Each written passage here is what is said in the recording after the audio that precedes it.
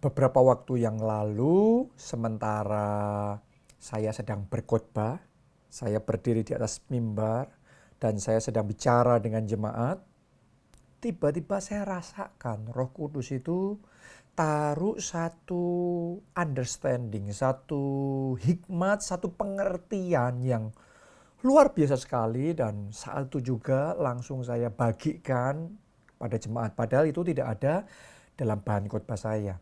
Ya, dan ini satu pengertian yang saya yakin akan sangat berguna dan punya dampak yang besar dalam hidup kita. Ya, apa itu?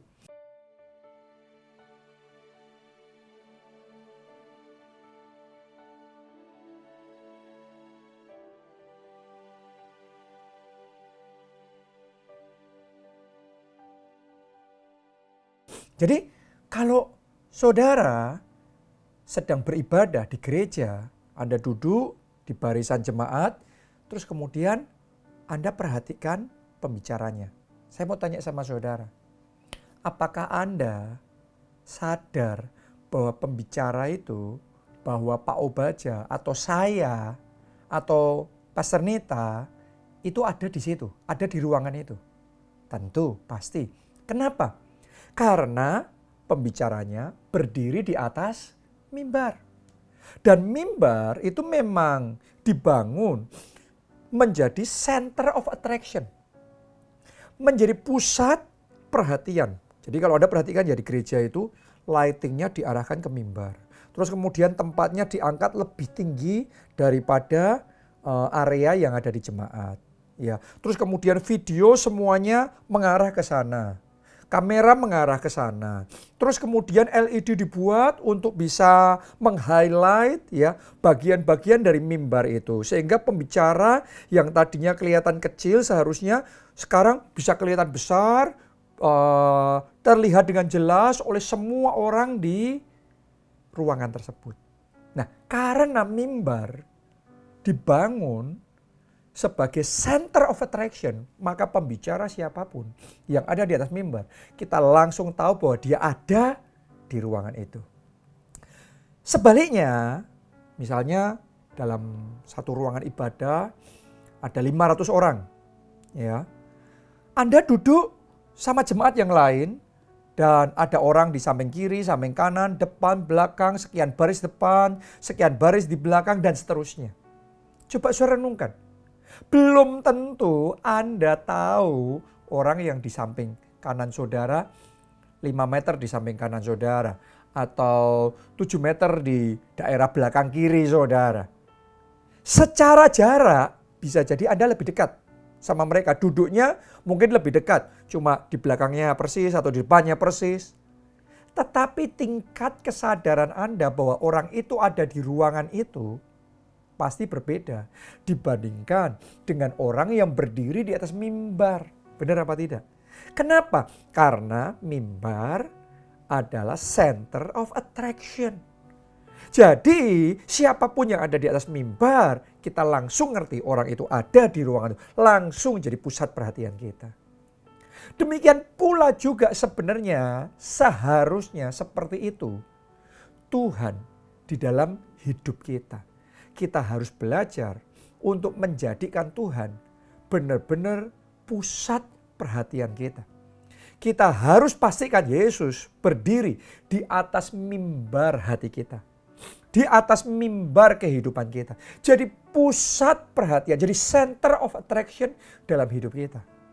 Karena kalau tidak, walaupun dia Allah, walaupun Tuhan itu omnipresence, maha hadir ya, seharusnya kalau Tuhan maha hadir, dia itu harusnya lebih dekat dengan kita dibandingkan dengan siapapun yang ada dalam hidup saudara. Dia lebih dekat sama saudara. Tetapi kalau dia tidak berdiri di atas mimbar hidupmu, mimbar hatimu, maka belum tentu engkau menyadari kehadirannya di dalam kehidupanmu.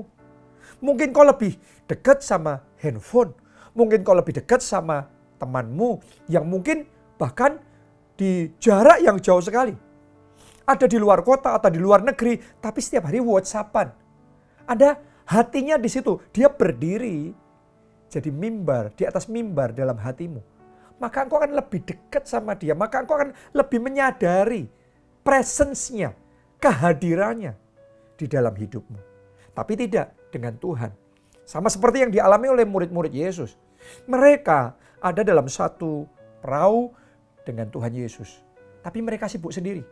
Yesus tidak menjadi center of attraction. Tidak berdiri di mimbar. Tidak menjadi pusat perhatian. Akhirnya apa yang terjadi?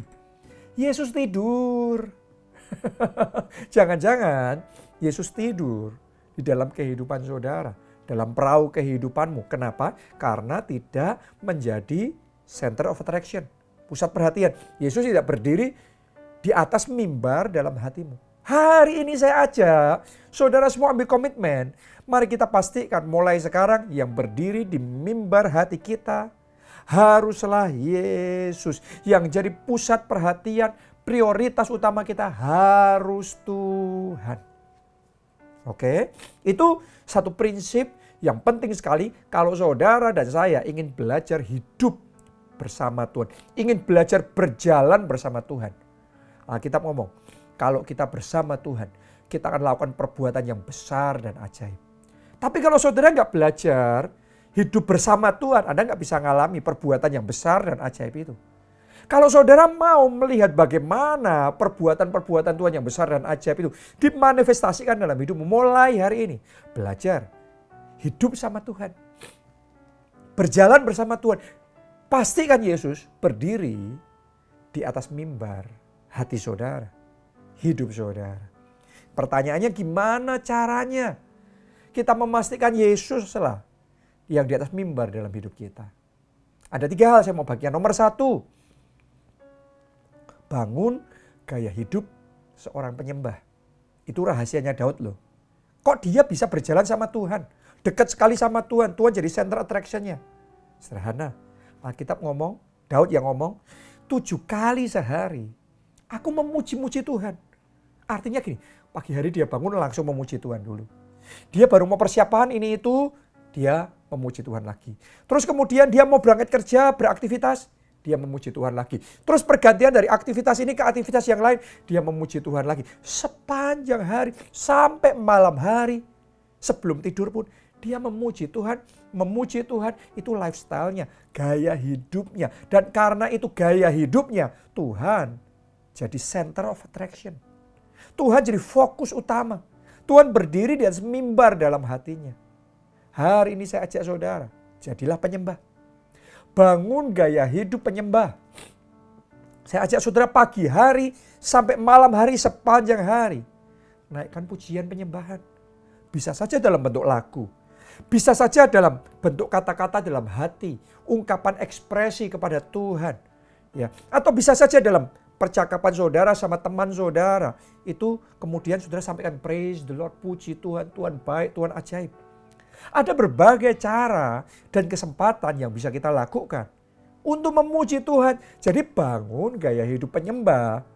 Maka saudara dari waktu ke waktu akan semakin memastikan Yesuslah yang jadi pusat perhatian dalam hidup saudara.